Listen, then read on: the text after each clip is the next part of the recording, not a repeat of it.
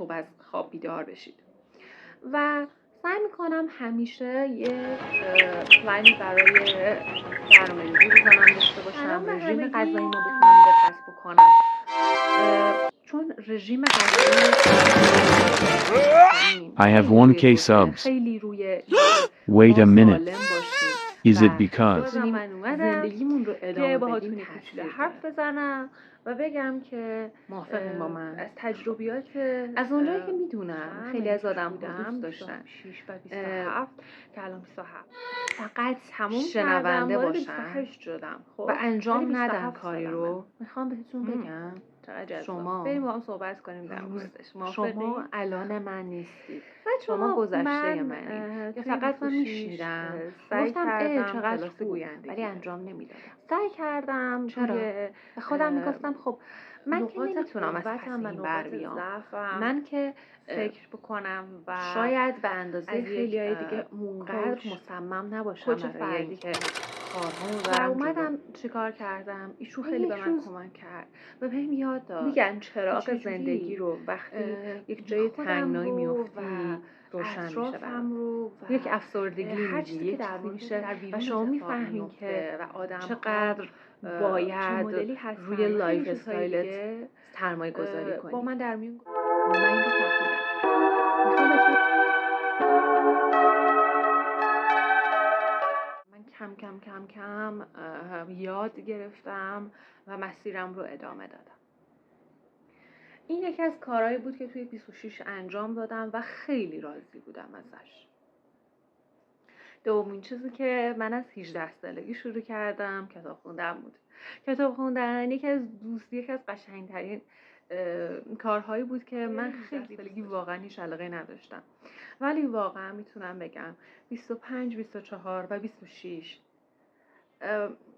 موقعی بود که من کتاب خوندن رو واقعا به طور عمیق ادامه دادم. و چیزی که برای توسعه فردیم استفاده کردم، همیشه گوش میدم پادکست. من از پادکست بگیر بیوگرافی بگیر و خیلی پادکست های دیگه استفاده کردم و کتاب های صوتی به من کمک کردن که خودم رو بیشتر بشناسم. سعی کردم با آدم های ارتباط برقرار کنم که همجنس خودم هستن. یعنی چی؟ نه اینکه مثلا جنس مذکر مؤنث و اینا، که منظورم این نیست. یعنی اینکه اخلاق و خلقیاتشون با من یه جورایی نزدیک بود و سعی کردم ازشون یاد بگیرم. سعی کردم از کوچیکتر از خودم هم یک چیز جدید یاد بگیرم. سعی کردم الهام بخش باشم برای آدم‌های دیگه. خب چیزی که دیگه دوست داشتم در موردش بگم و به نظرم اگر آدم‌ها انجام بدن این هستش که بیشتر احترام بذارید، به خودتون بیشتر اهمیت بدید. به نظر من مدیتیشن بیشتر انجام بدید. من تو این سال یعنی 1.5 سال هستش که مدیتیشن رو به صورت کامل دارم انجام میدم. ورزش کنید لطفاً. من ورزش رو انتخاب کردم، ولی ورزش های دیگه هم بهتون کمک بکنه. من در واقع یک دختر هستم. به نظر من دخترها باید بتونن از خودشون دفاع کنن، بتونن کارهایی رو بلد باشن که اگر یک روزی لنگ موندن بتونن از خودشون دفاع کنن. خب این خیلی خوبه. من اومدم چه کار کردم؟ من رفتم از ناخن‌کاری یاد گرفتم، یه مقدار آرایشگری یاد گرفتم که برش اومدم کلاس گویندگی رفتم. هر چی که دوست داشتم و تا الان دنبال کردم. گواهینامه مونده که اونم دنبالش میکنم تا تهش هم میرم. چرا؟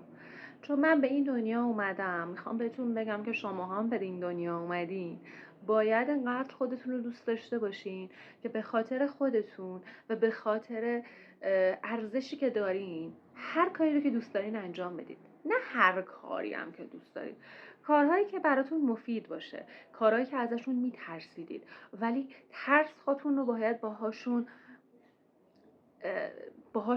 ترساتون نباید دوست بشید، باید باهاشون مبارزه کنید و سعی کنید مثل یک سگ کوچیک افسردگی کوچولوش کنید. چرا نکنیم؟ ما برای چی الان اینجا زنده ایم؟ نمیخوام همش بگم که وای همش حرفای انگیزشی بزنم.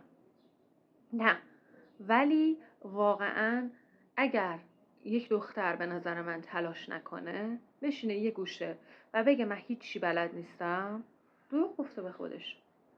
چرا؟ چون هیچ پسر و دختری هم نداره. حالا من چون جنسیتم دختره دارم در موردش صحبت میکنم. میگم که باید هر روز که از خواب بیدار میشید، برای اینکه بگید خودمو دوست دارم، یه دفتر داشته باشید. یا از شب قبل پلان ریزی میکنن برای روزانه‌شون چیکار کنن، هفتگی. ولی من این رو انتخاب کردم، به نظر من این خیلی بهتره. میام شب قبل 10 تا 10 شب شروع میکنم، پلن فردام رو مینویسم، تا 10:30 دیگه میخوابم. چرا؟ چون از 10 به بعد، از 11 به بعد در واقع کارو میکنم، چون که استرس وارد بدن.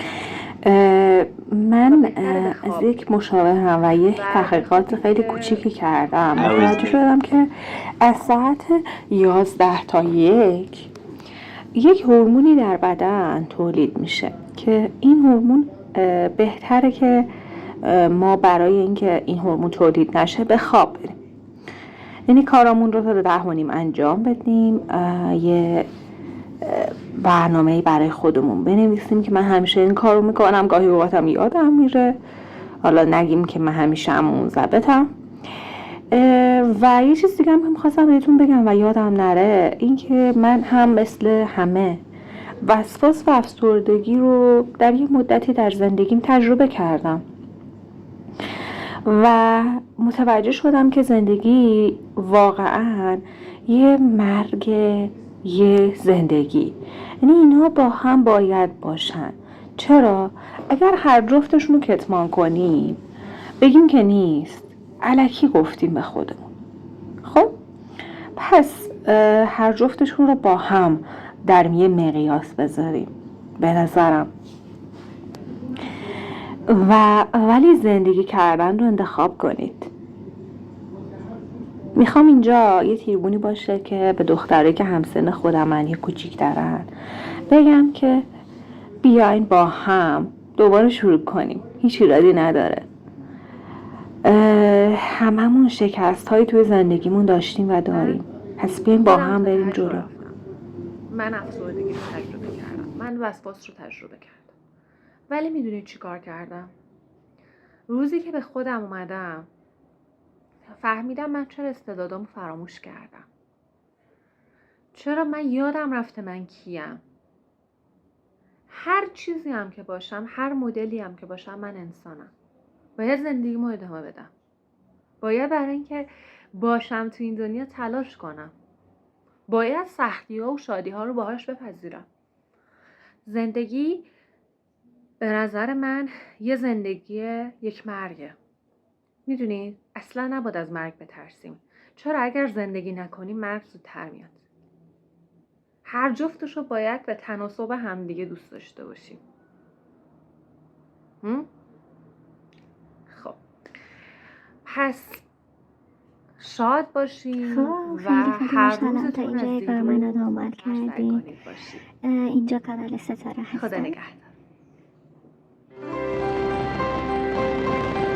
خداحافظ همگیتون و بهترین ها رو براتون آرزو میکنم.